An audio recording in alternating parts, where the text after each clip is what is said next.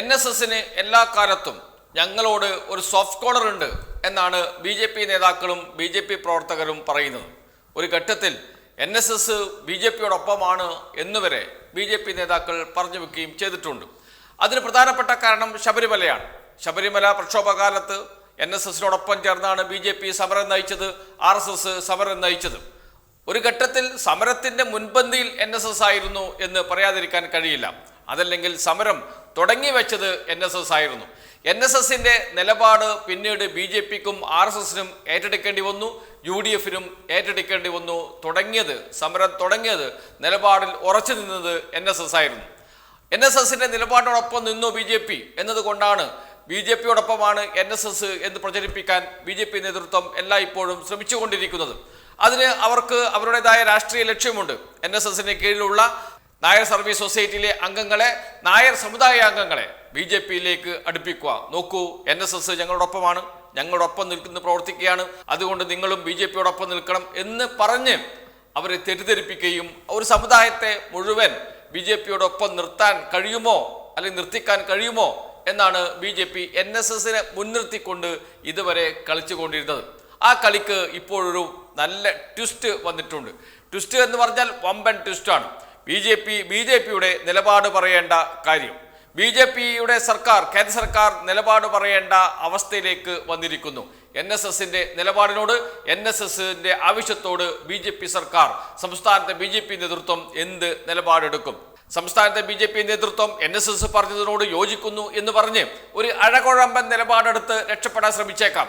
പക്ഷെ കേന്ദ്ര സർക്കാരിന് അങ്ങനെ രക്ഷപ്പെടാൻ കഴിയില്ല. കേന്ദ്ര സർക്കാർ നിലപാടെടുത്തില്ല എങ്കിൽ അത് സംസ്ഥാന BJP നേതൃത്വത്തിനെതിരെയും സംസ്ഥാനത്തെ BJPക്കെതിരെയുമുള്ള വലിയ ആയുധമായി മാറാൻ സാധ്യതയുണ്ട്. സംഭവം മറ്റൊന്നുമല്ല, NSSന്റെ മുഖപത്രമായ സർവീസിൽ ഒരു മുഖപ്രസംഗം വന്നിട്ടുണ്ട്. അതിൽ വളരെ പ്രധാനപ്പെട്ട ആവശ്യം ഉന്നയിക്കുന്നു NSS, ശബരിമലയെ ദേശീയ തീർത്ഥാടന കേന്ദ്രമാക്കണം എന്ന്. നമുക്ക് ആ മുഖപ്രസംഗത്തിലെ ആ പ്രസക്ത ഭാഗങ്ങൾ ഒന്ന് വായിക്കാം. അയ്യപ്പ ഭക്തരുടെ പുണ്യ പൂങ്കാവനമാണ് ശബരിമല. മണ്ഡലമാസം ആരംഭിക്കുന്നതോടെ 41 ദിവസം നീളുന്ന കഠിന വ്രതമെടുത്ത് ഇരുമുടി കെട്ടുകളുമായി എത്തുന്ന അയ്യപ്പന്മാരുടെ ശരണം വിളി 18 മലകളിലും പ്രതിധ്വനിക്കുമെന്നാണ് വിശ്വാസം. മലയാള മാസം വൃശ്ചികം 1 മണ്ഡലകാലാരംഭം. പിന്നീട് അങ്ങോട്ട് 41 ദിവസം ഭക്തിയുടെ ദിനങ്ങളായിരിക്കും. മറ്റു ക്ഷേത്രങ്ങളിലേതുപോലെ വർഷത്തിൽ എല്ലാ ദിവസവും ശബരിമലയിൽ നട തുറന്ന് പൂജ നടത്താറില്ല. മണ്ഡലകാലമാണ് ഇവിടുത്തെ പ്രധാന പൂജാകാലം എന്ന് പറഞ്ഞുകൊണ്ട് മണ്ഡലകാലത്തിൻ്റെ പ്രസക്തി വിവരിക്കുകയാണ് മുഖപ്രസംഗത്തിൻ്റെ ആദ്യ ഭാഗത്ത്. അതിൻ്റെ മറ്റൊരു ഭാഗത്ത് ഒരു പാരഗ്രാഫ്, ആ പാരഗ്രാഫിലാണ് ശബരിമല ദേശീയ തീർത്ഥാടന കേന്ദ്രമാക്കണമെന്ന് ആവശ്യം മുന്നോട്ട് വെക്കുന്നത് NSS. ആ ഭാഗം ഇങ്ങനെയാണ്: കുറഞ്ഞത് 5 സംസ്ഥാനങ്ങളിൽ നിന്നെങ്കിലും തീർത്ഥാടകർ എത്തുന്ന സാഹചര്യത്തിൽ, കുറഞ്ഞത് 5 സംസ്ഥാനങ്ങളിൽ നിന്നെങ്കിലും തീർത്ഥാടകർ എത്തുന്ന സാഹചര്യത്തിൽ ശബരിമലയെ ഒരു ദേശീയ തീർത്ഥാടന കേന്ദ്രമായി പ്രഖ്യാപിക്കേണ്ട കാലം അതിക്രമിച്ചിരിക്കുന്നു. ശബരിമലയെ ഒരു ദേശീയ തീർത്ഥാടന കേന്ദ്രമായി പ്രഖ്യാപിക്കേണ്ട കാലം അതിക്രമിച്ചിരിക്കുന്നു എന്ന്. അത് ഉടൻ നടത്തണം. ദേശീയ തീർത്ഥാടന കേന്ദ്രമായി ശബരിമലയെ പ്രഖ്യാപിക്കണം എന്ന് പറയുകയാണ് NSS മുഖപ്രസംഗത്തിലൂടെ ചെയ്യുന്നത്. NSSന്റെ മുഖമാസികയായ സർവീസിലാണ് ഇക്കാര്യം പറയുന്നത്. അത് NSSന്റെ നിലപാടാണ്, NSSന്റെ ആവശ്യമാണ്.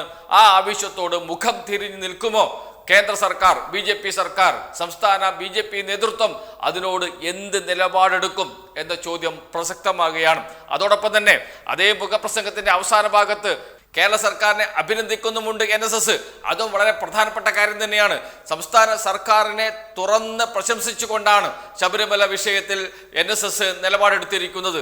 നേരത്തെ സംസ്ഥാന സർക്കാരിനെതിരെ ശബരിമല വിഷയത്തിൽ തന്നെ ഗുരുതരമായ ആരോപണം ഉന്നയിക്കുകയും സമരത്തിന് നേതൃത്വം കൊടുക്കുകയും ചെയ്ത NSS ഇപ്പോൾ ശബരിമലയിൽ നടത്തുന്ന ആ പ്രവർത്തനങ്ങളിൽ സംതൃപ്തി രേഖപ്പെടുത്തുക മാത്രമല്ല, ദേവസ്വം ബോർഡിനെയും അതോടൊപ്പം സംസ്ഥാന സർക്കാരിനെയും പ്രശംസിക്കുകയും ചെയ്യുന്നു. ആ ഭാഗം ഇങ്ങനെയാണ്: ശബരിമല തീർത്ഥാടനം കുറ്റമറ്റതും സുഗമവുമാക്കുവാനായി സംസ്ഥാന സർക്കാരും തിരുവിതാംകൂർ ദേവസ്വം ബോർഡും സംയോജിച്ച് ആത്മാർത്ഥമായി പരിശ്രമിക്കുന്നു എന്ന് കാണുന്നതിൽ സന്തോഷമുണ്ട്.